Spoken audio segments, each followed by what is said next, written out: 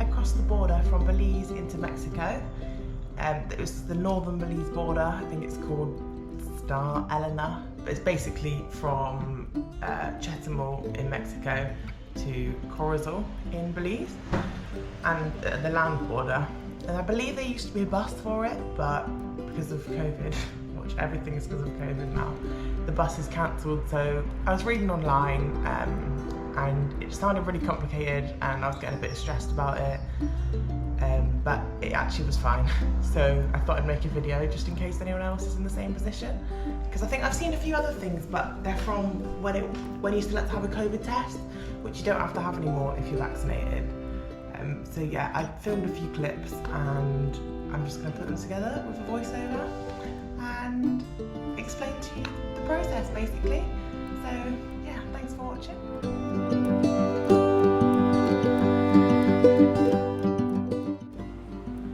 So I started off my journey in Bacalar. So I had to get the bus from Bacalar to Chetumal, which was an ADO bus, really easy. It was 92 pesos, which is about $460 US and about £350, so it's really not much. The actual trip is scheduled to take 50 minutes, but it actually took about 35 minutes, so that was really good. There's only one ADO bus station in Bacalar, but just be aware that it does depart from the opposite side of the road to the bus station. I do think the man does come over to say if anyone's waiting, but it is worth noting just to be prepared with all your luggage and stuff. In Chetumal, there's a few ADO bus stations that come up on Google Maps. So it's the one, on Google Maps it's called Terminal Principal ADO bus station. So yeah, just be aware of that if you're planning like onward travel or a taxi or anything.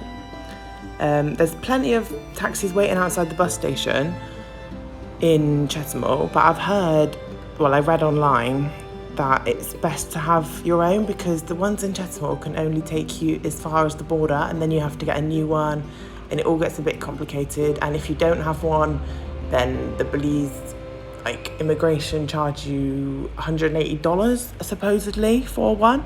But I had a really good taxi driver that I found online. I'll put all his details down below, and he actually has dual citizenship, so him and his company could take us the whole way through basically, which was really good, because we actually came across a girl in immigration that was stuck because her taxi had dropped her off and our taxi driver couldn't pick her up because I don't know, it all got a bit weird, but luckily we were fine. And by the way, when I say we, I am travelling alone, but when I was on the bus to Chetumal from Bacalar, I met two girls who were also going to Belize, but they hadn't made any travel plans or taxi plans. So they teamed up with me basically, and we split the fare 3 ways, which was good. And it was $50 US for the taxi, which from what I've read online is good. So I went for it. So it was about $17 each US dollars, so about, I don't know, £14. Which was so worth it because they take you all the way in, they help you with all the forms, they're sort of friendly with the immigration, which I just feel like works in your favour a bit. Not that we were doing anything wrong, but just makes the whole process a bit smoother. So that was great. And even when we got through to the other end, the other girls I was with were going to San Pedro, and the driver even tried to chase down a bus that they'd narrowly missed to try and help them on their journey. So yeah, I really would recommend that.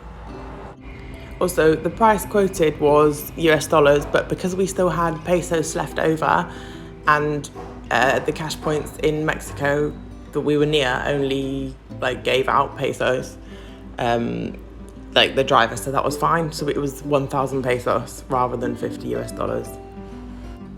So when we got to the Mexican immigration, you pull up to the first gate and there's two sort of security guards there. The driver got out and he spoke to them. I don't know what they said, it was in Spanish. They opened the boot, where our bags were in the boot. They had a look, didn't look inside our bags, just had a bit of a rummage, and then that was fine. They sent us on our way. And then we pulled up at the actual immigration office, where us 3 girls got out with just our passports and the FMMs. They scanned our passports, it was super quick, there was no queue. The only slight thing was that on my FMM, they asked asked me how many days I wanted when I entered. I said 31. They gave me 31, but the 3 looked a little bit like a 2 because they do sort of squiggle it a bit. It's a bit scruffy, the handwriting that they use. I guess because they're just trying to get you through so quick. But so the girl, and I'd been there for 30 days.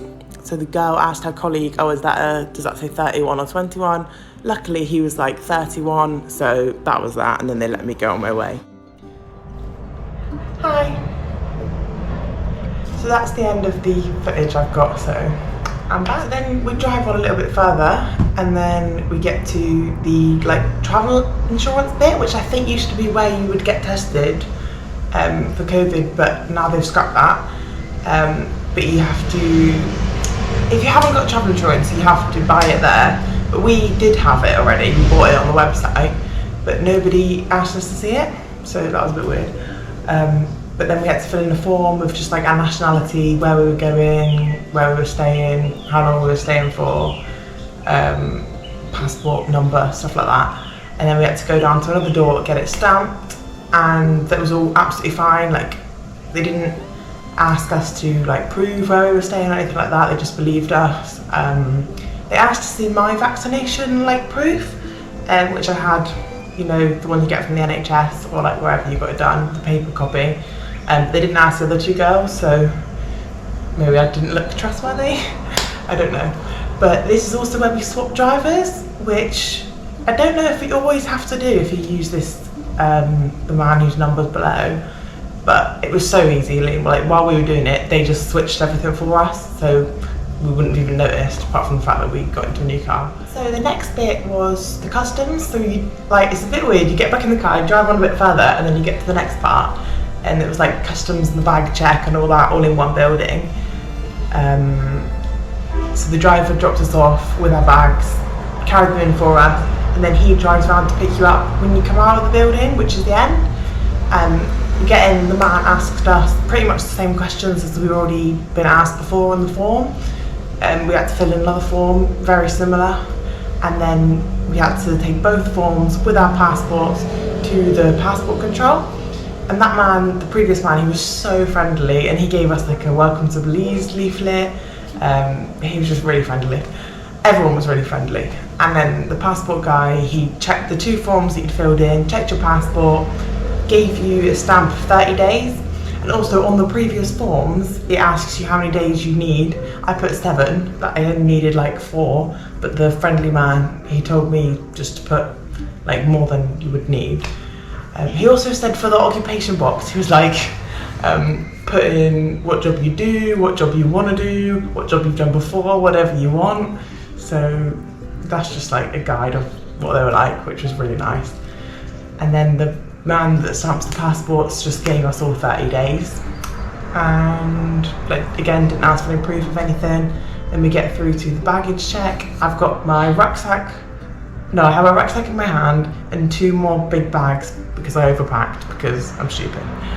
And yeah, I was walking through, and before I even put anything down, the woman goes, "Have you got any alcohol, tobacco or any other juicy items?" I said no. She said, "Where are you going in Belize?" I said Orange Walk, where I was going. She said, "How long will you be in Belize?" I said 7 days. And she said, before I even put my bags down, she said, "Welcome to Belize, have a nice day, ma'am." And then ushered me to leave. So I didn't have anything on me that I shouldn't, but yeah, it was really smooth, the whole process.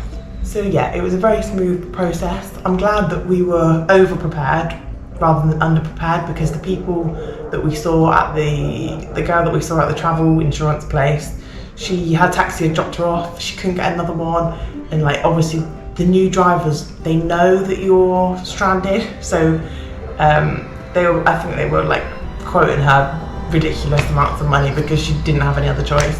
So yeah, definitely book your taxi in advance. I recommend the guy we used. I've seen another few people recommended online. I'm sure they're all good, but yeah. So that was that, and it was a really smooth process. Obviously this is just my experience.